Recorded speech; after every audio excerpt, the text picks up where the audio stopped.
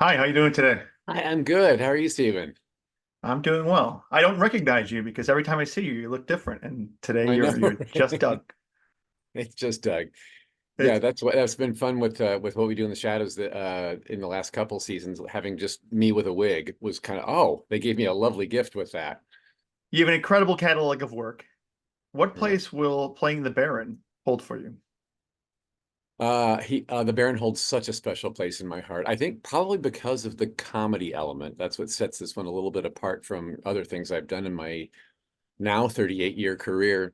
I've played many monsters and creatures and dark characters that, licking people's faces and damning them to hell. I've done a lot of that.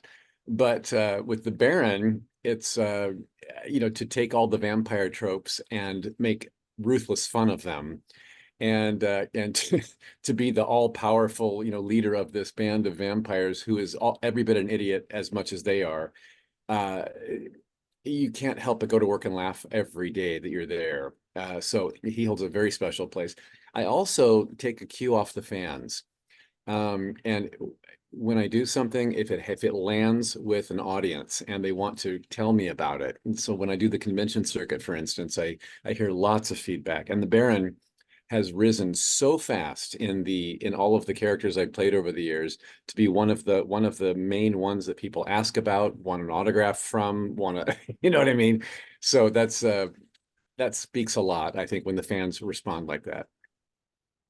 And you've several versions of the Baron. There's the ancient that we first Or seen in season one, the more elegant version you have now with more human characteristics, and then you have yeah. extra crispy. Is there a favorite version for you that you like to play? Well, every version of the Baron has had its has been valid and has been had its comedic reason for being.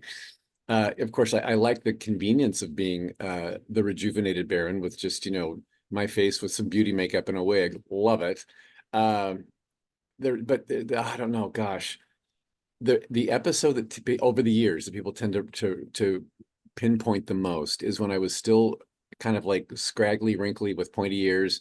Um, and I wanted my night out on the town, the Baron's night out in season one, where we go raving. I want to eat pizza pie for the first time, and I'm having the pizza pie, and I end up, vomiting throughout the sky.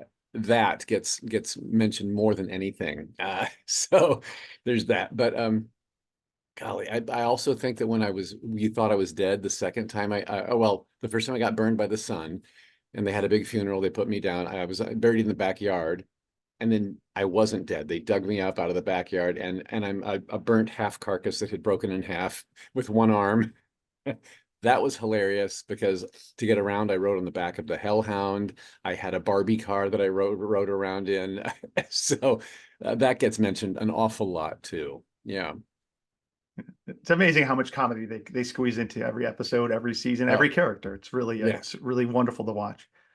So, as you know, given that opportunity for so much comedy, one of my favorite things is it's just so simple. Is that when you say vampires is vampires, it's I just crack up every time. But Thank you. how much of the character is in the script, and how much were you given? You said like the fans have influenced you somewhat. How much have you been given to kind of develop the role of the Baron?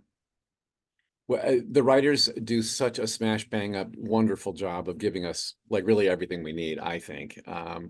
But what they also give us is a gift of improv. When we're on set, we'll do it as scripted a few times, and then they have what they need for the show. Then they give us extra takes to do the fun run. And on the fun run, we're allowed to go off script as far as we want to go. And the brilliance that happens in those moments. I mean, I'm working with the funniest people on earth, with the rest of the cast, and they're all the series regulars. They know this drill, and they've already pre-planned what their bits are going to be that they're going to throw in. So I've learned to do that with them.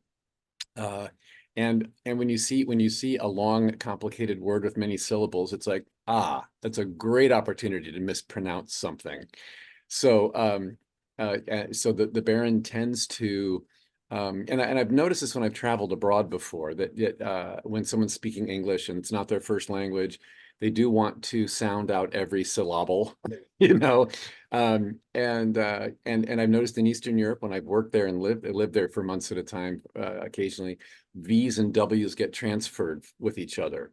So that's why I want to be a vampire. That's where that comes from. I absolutely love it. Uh, is there one character in the series besides the Baron that you enjoy most, or that you would have liked to had your stab at? Oh golly, wow. They're all so defined in their own personalities so much.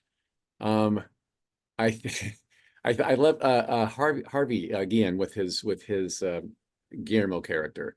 That's the relatable one that the audience can actually we know something because he's human and we kind of see the show through his eyes. I think that would be a fun one in some way. But he, we're all such different types as well, as Mhm. actors. So I don't know. I can't imagine anyone doing it but him. Yeah, but as far as the other vampires go, golly, or maybe Mark's version of Colin Robinson, the the energy vampire. That's somebody we've all known in our life, and to channel that could be a fun hoot as well.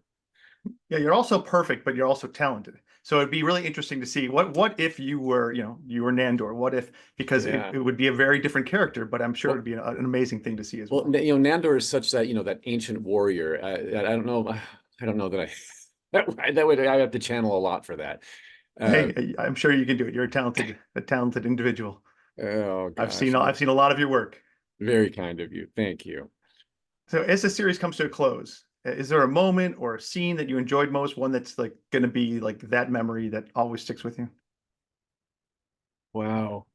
Oh golly, there's so many. I think what now this episode 9 that which is the one that's airing most recently. Yeah, I think being in an arena full of vampires from all over the New York burgs, uh, that was just and then presenting because the Baron is so self-absorbed. He's such a narcissist. He loves being on. He loves being cheered.